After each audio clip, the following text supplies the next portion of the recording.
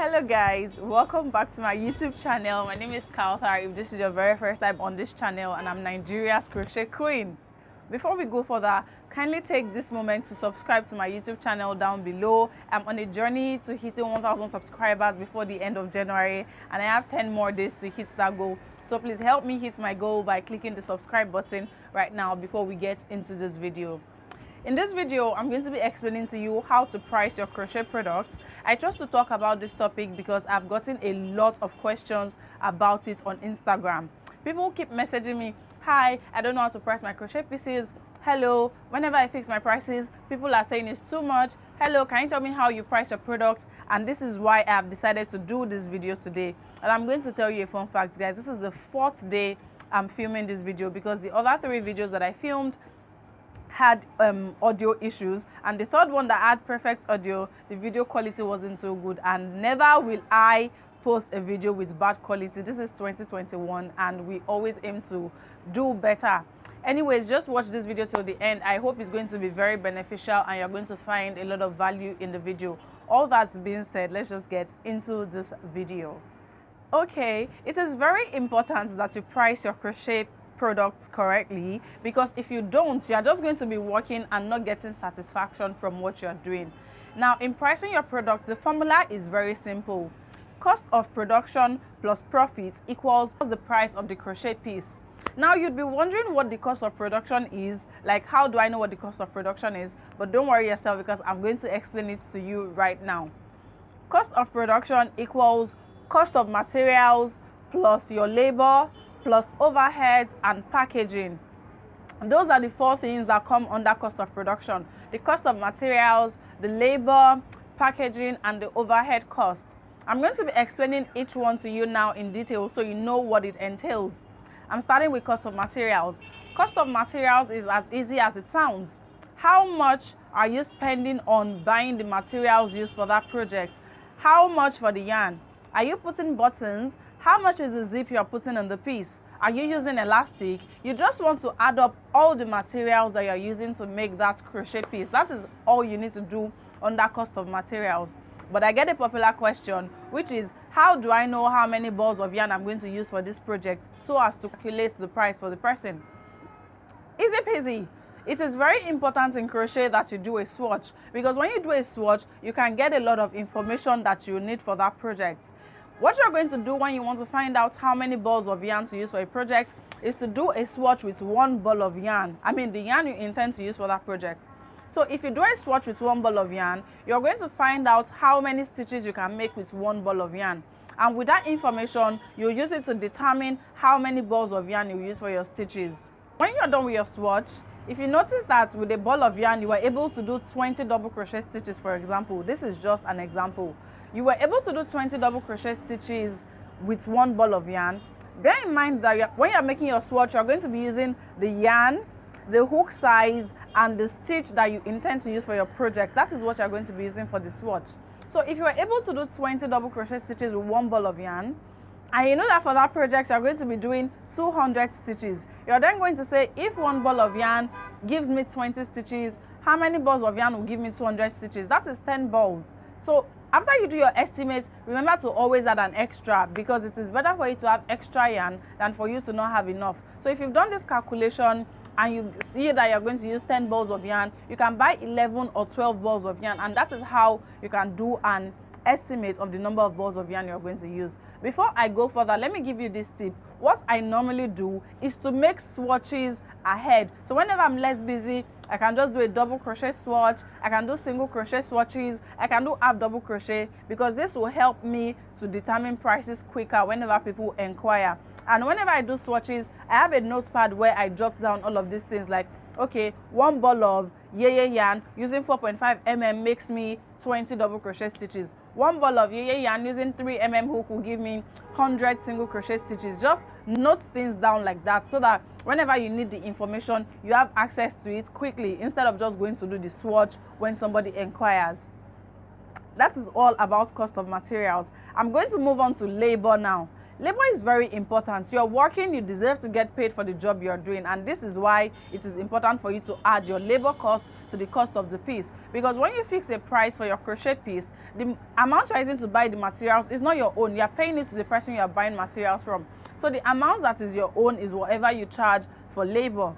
How do you know how much to charge for labor? It is advised that you give yourself an hourly rate. How much is 1 hour of my time worth? Once you do that, you are then going to be multiplying that by the number of hours it takes you to make that crochet piece. Let's assume that you decide you're going to be charging 5,000 naira per hour.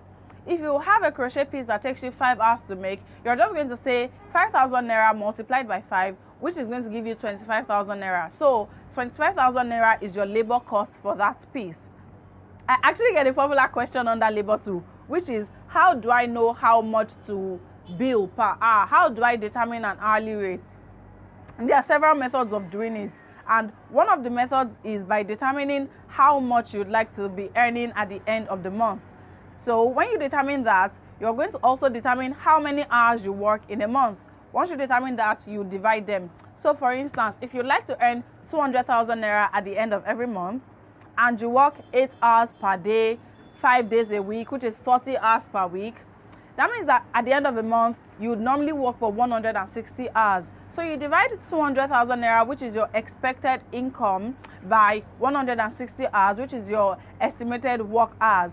Whatever figure you get is what you're going to be charging per hour. By the time you divide 200,000 by 160 hours, it gives you 1,250 naira. So if you say, okay, 1 hour of my time is worth 1,250 naira, at the end of the month, after you have worked for 160 hours, you are going to arrive at 200,000 naira just for labor. So that is a way of determining how much you can be charging per hour.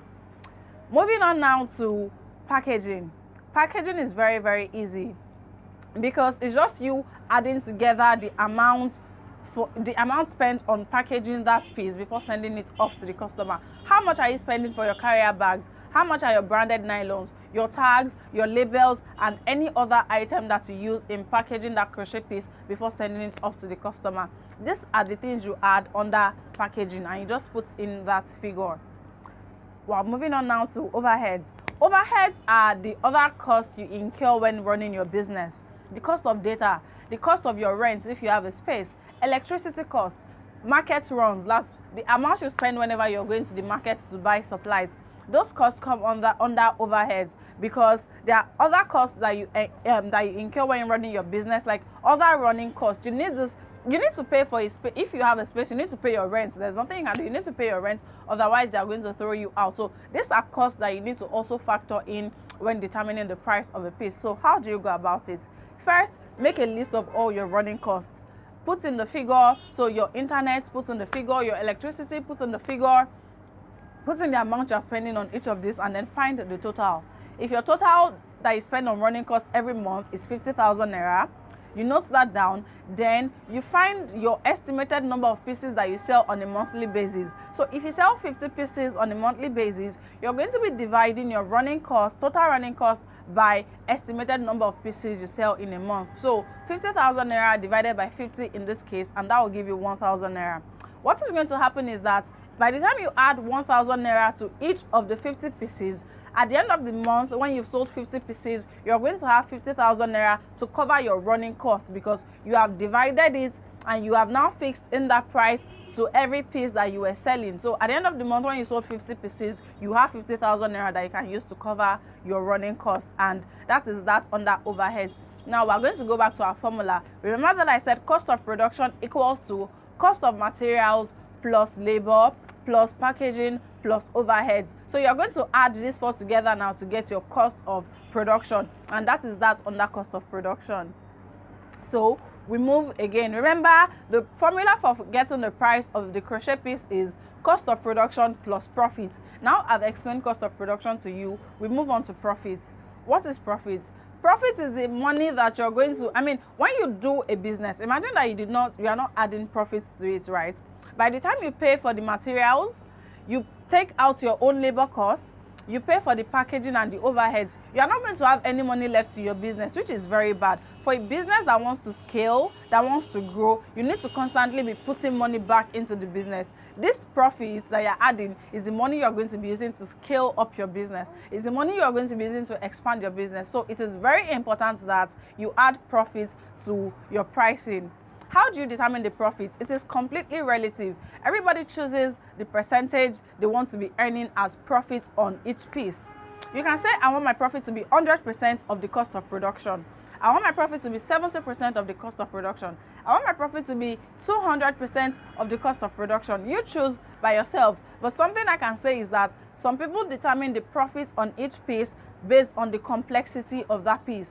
So they do not have a fixed percentage for their profit. They'll say, oh, if it's a simple piece, I'm going to say 100% of the cost of production is my profit on. If it is a complicated piece, a piece that only my brand can provide, I'm going to say the profit is 200% of the cost of production. So anyways, you just fix your profit percentage by yourself, right? Let's assume that the total cost of production after you do your calculation was 20,000 naira. If you decide that you're going to be doing 100% profit, it means that you're going to say 100% of 20,000 naira, which is going to give you 20,000 naira. So you add 20,000 naira cost of production to 20,000 naira, which is the profit, and that gives you 40,000 naira, and that is going to be the price of that crochet piece. Once you get 40,000 naira, you know how much you are allocating to each of the categories. That's for your material, for the labor, for packaging, overheads, and profit, and you can split the money, give each category the amount due for it, and that is just how to calculate the price of your crochet product. I hope that everything I've explained to you, you understand. But before I end this video, I'm going to give you 2 quick tips. Before I give you these tips, please subscribe. In case you forgot to subscribe the first time, subscribe guys now please, because we want to hit 1,000 subscribers before the end of January. Now to the tips. Tip 1, be very confident and don't listen to naysayers. Now guys, I'm going to tell you for free, no matter how much your product is, there are people out there that can afford it. In fact, they are actively looking for you. But if you're not confident, because there are also people that are out to discourage you. So if you're not confident, it's easy for you to get discouraged. How do you build your confidence? Always practice, always try to improve yourself. If there's anything you can do to improve your craft, make sure you are doing it. Because if you know what you are doing, if you know that, this thing I'm doing is very valuable, like if I make this thing for you, you can wear it for 50 years, like you can pass it down from your generation to your generation, you are going to have that confidence that the amount I'm charging is not too much for the value you are going to be getting. Build your confidence. Then do not listen to naysayers, to people that will discourage you. Run very far from them. I'm going to give you an instance. Where I grew up, I didn't grow up in a very rich area, and I know that the people around me are not people that will appreciate the craft. They're not people that can even afford it. So what did I do? I never advertised to them. In fact, if they ever see me snapping my piece, because I'll normally snap my pieces outside so as to utilize natural light. If they ever see me snapping and they're like, this thing is very beautiful, are you selling it? I'll say, no, it's not for sale. I just made it because I don't want them to now say, oh, how much is it? Then I'll now tell them. Then they'll be like, it's too much. Oh, who is going to pay you 20,000 naira for a dress? You better look at your pricing again. I didn't give anybody the chance to tell me that, because I did not even come and tell you that I'm selling this thing for 20,000 naira. So how do you want to tell me that 20,000 naira is too much?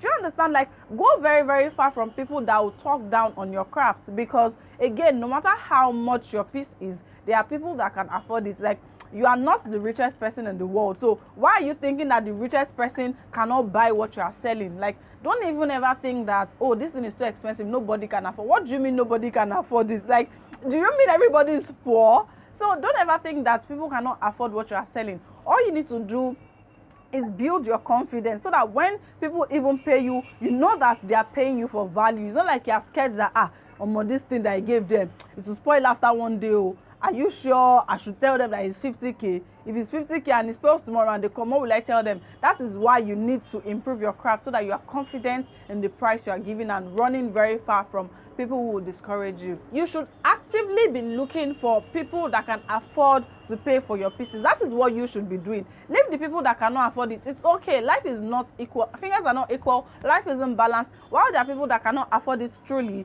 you are not really bothered about those people. You are bothered about the people that can afford it, and they are the ones you should be looking out for. And that is all about my first tip. My second tip is that you should always look like the price you are charging. Look like the price you want to be paid. Portray yourself the way you want people to carry you. Portray your crochet pieces the way you want people to carry it. I don't know why people take pictures of their crochet pieces on a dirty floor with a dirty camera lens. It is very, very, very wrong, because we cannot see the beauty of what you have made. The picture is blurry, the picture is dark.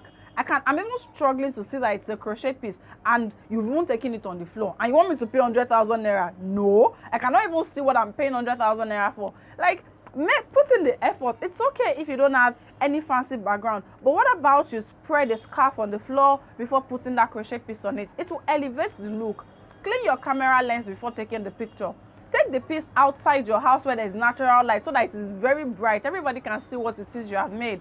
Again, look like the price you are charging. You cannot just hold something flimsily and expect somebody to pay a high price for it, because even you have not portrayed it as something that is valuable. You've not portrayed it as something that is expensive.